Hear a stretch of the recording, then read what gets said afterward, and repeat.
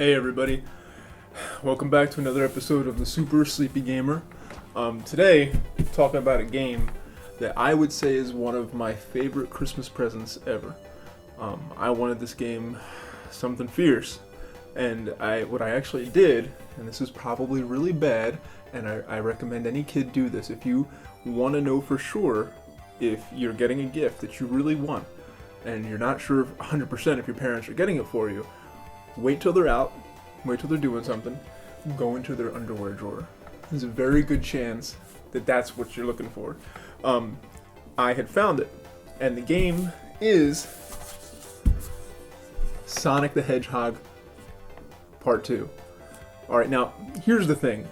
This is the original cartridge that I had as a kid. And the reason is because, look, it says, I wasn't allowed to get rid of it because it says, not for resale.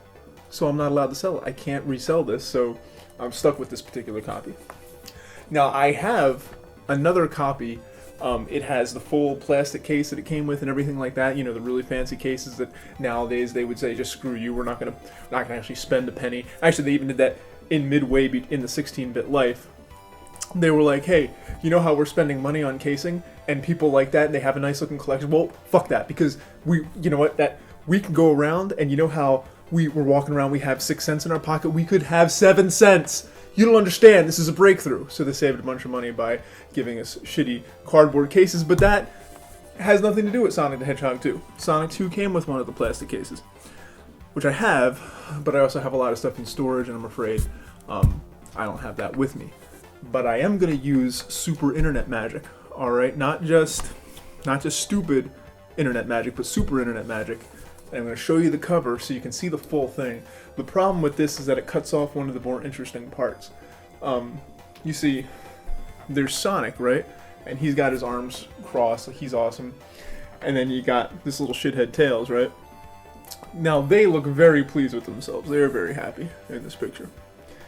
The reason is because this, you can only see the bottom of it, but there's a giant 2. And if you've ever gone like to a park or anything like that, you know that there's fucking 2s everywhere, and they chase the shit out of you, and it's really annoying. But they're happy because what happened was they have an enemy. I'll get more into all of this stuff later, but they have an enemy named Dr. Robotnik. Alright, now you idiot kids who've only played the 3D ones probably know him as Dr. Eggman, right? And no. They led the number 2 into a trap where Dr. Robotnik was going to try to get these 2, but then Dr. Robotnik saw the 2 instead and started grabbing and tearing the shit out of the 2.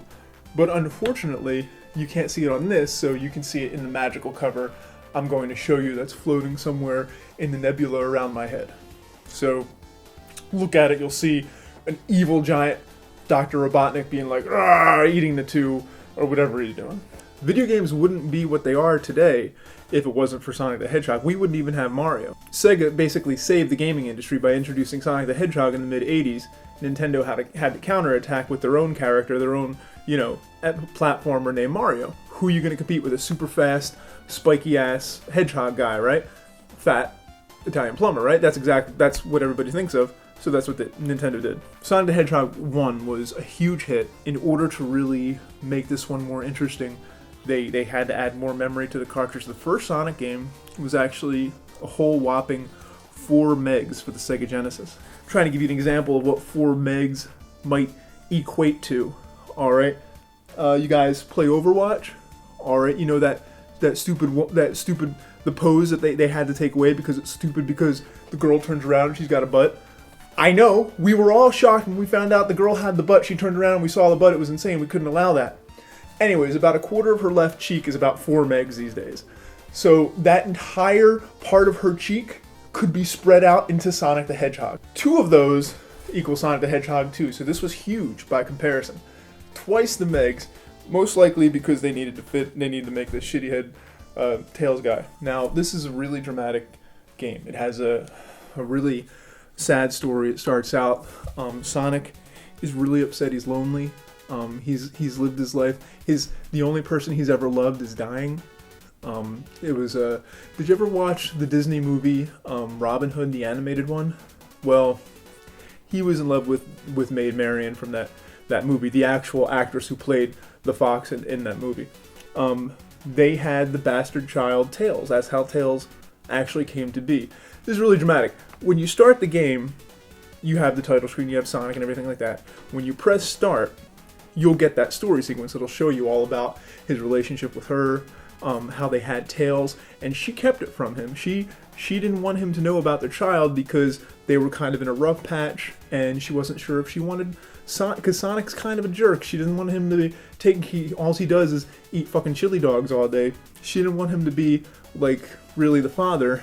But when she was, we all know in the early 90s she had passed away. She died of cancer, and that was really sad. When she knew she was going to pass away, she finally did come forward to Sonic, and she explained how she had the child, Tails. Now it was a little bit, it's upsetting when you watch it because Sonic is a little upset.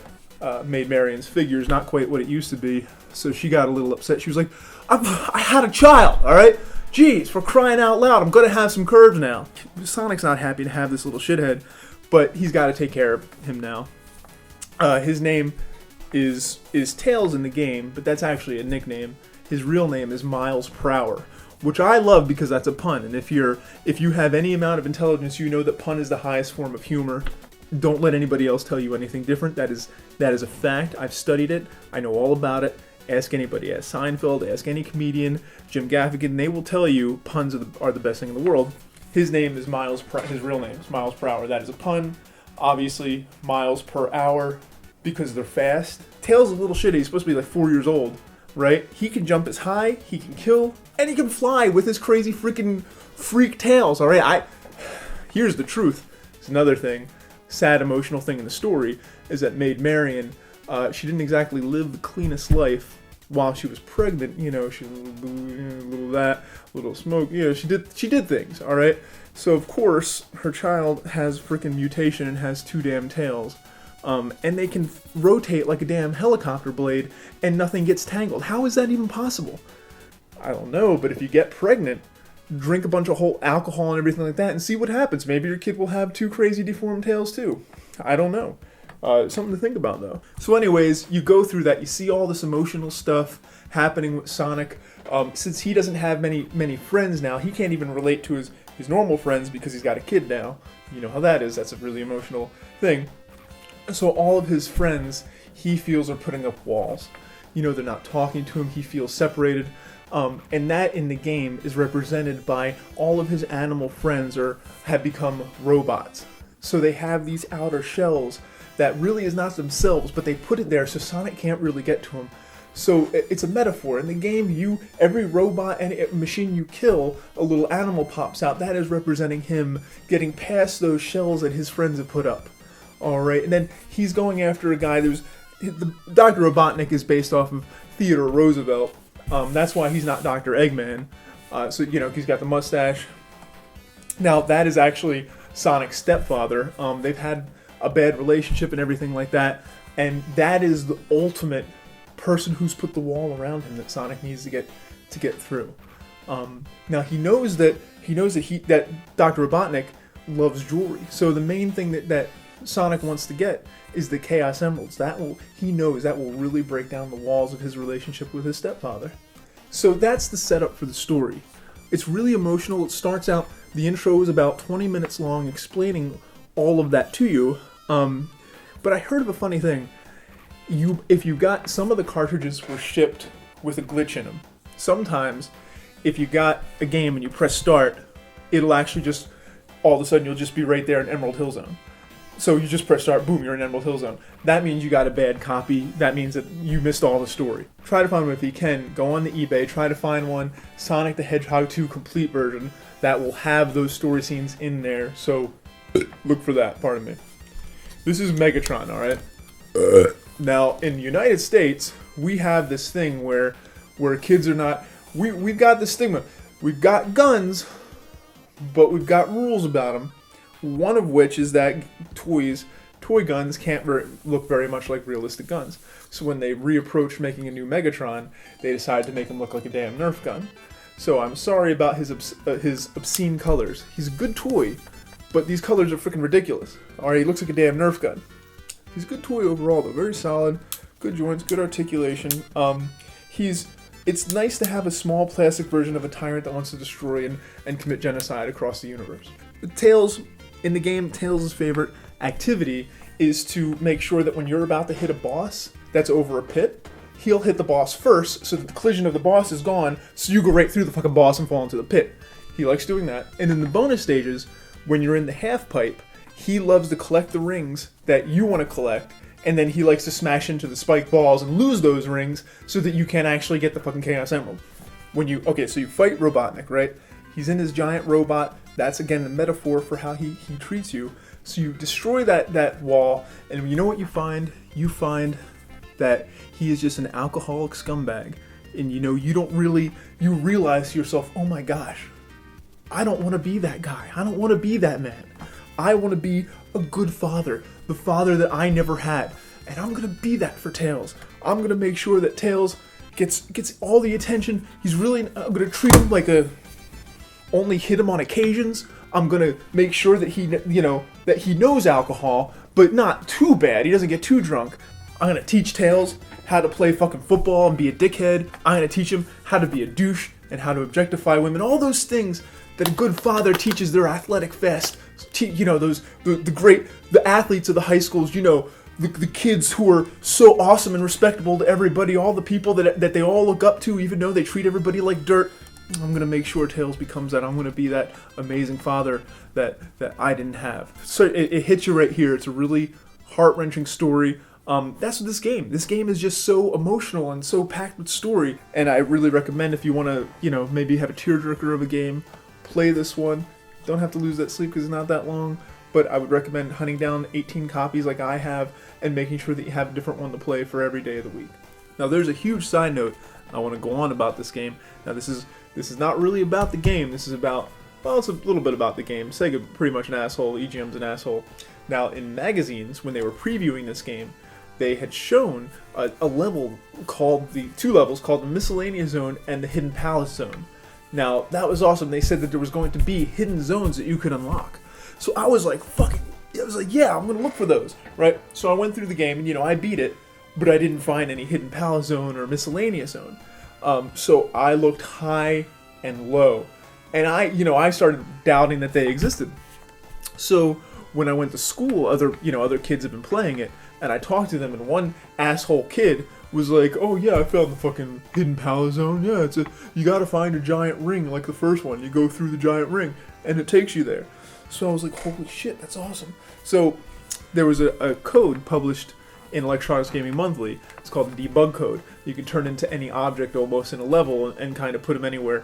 But what was great about that was you could stop and actually go like all over the screen. You can go anywhere in a level, even through the ground and everything like that.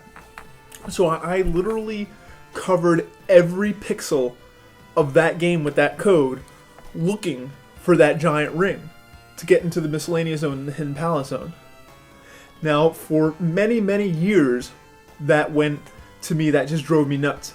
Thank God, the internet came along to tell me that, oh yeah, Sega decided to drop those levels, didn't have the memory to put them in. Well, thanks a fucking lot, Sega. Thank you. Really appreciate you not telling anybody until the future, not even telling EGM or having any of the magazines letting you know that. Thank you. Thanks a lot, you shitheads. Now, let me know your favorite levels of Sonic, if you remember that stuff.